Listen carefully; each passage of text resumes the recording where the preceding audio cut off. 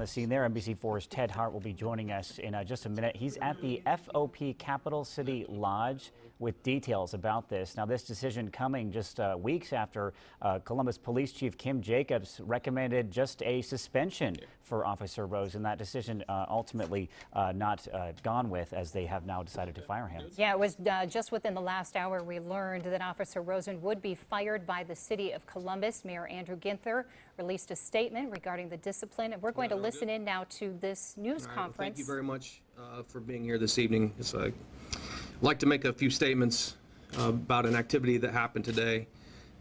As you guys are all aware, Officer Zach Rosen, who's a Columbus police officer and has been for more than 6 years, was terminated from his employment today in an unjust manner that was solely for the political purposes of the city administration. I have placed in front of you a press release, a 2-page document detailing Officer Rosen's history, some of his history, and his heroic actions on the day of April 8th when he was responding to a man with a gun run. As a result of that run, Officer Rosen was terminated by the Director of Public Safety. This union will not tolerate our brothers and sisters being used as political pawns or scapegoats to the benefit of the administration. I'd be happy to talk about the case in detail. I will outline some of the specific issues that have arisen and our demand that Officer Rosen be reinstated immediately. So as you know, and as in a brief synopsis of the run, Officer Rosen and others were dispatched to a man with a gun. In this particular case, that man attempted to murder several people in a home in one of our communities. As law enforcement officers, it is our duty to prevent and apprehend individuals who are engaged in criminal activity. In this particular case, an officer nearby at the time of the shooting observed the suspect running from the location. When he attempted to arrest this individual, the officer was assaulted, and the suspect attempted to flee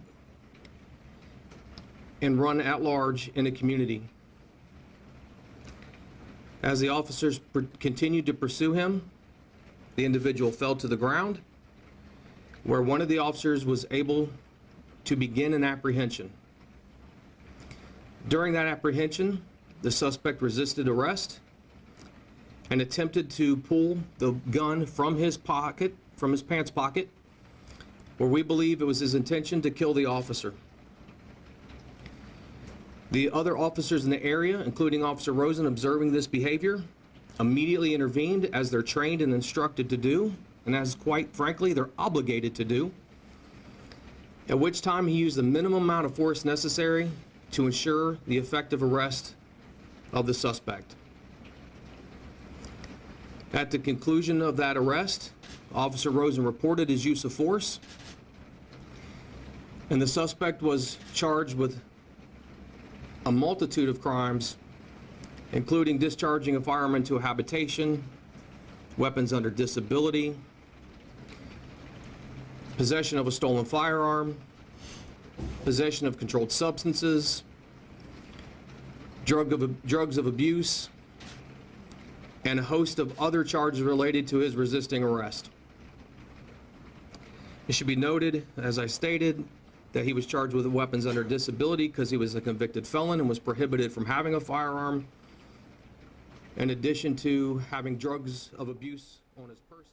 You've been listening in there to the Fraternal Order of Police President Jason Pappas saying that the firing of CPD Officer Rosen was done in a, quote, unjust manner solely for political purposes. The FOP now firing back on the CPD's firing of Officer Rosen. Yeah, that decision was made by the Director of Public Safety, though, and had the final say. This is after Columbus Police Chief recommended only a suspension. Indeed, and Mayor Andrew Ginther released a statement regarding the discipline of Officer Zachary Rosen. He says in part, quote, "Today's decision was not a choice between supporting the police or supporting the community. It was about supporting fairness and due process. In the coming weeks, there will be much discussion about this decision. What I believe we can all agree on is that every person in every neighborhood deserves to be safe." You can count on us for continuing coverage next on NBC4 at 6, as well as online at NBC4i.com, and we continue to stream that news conference online as well.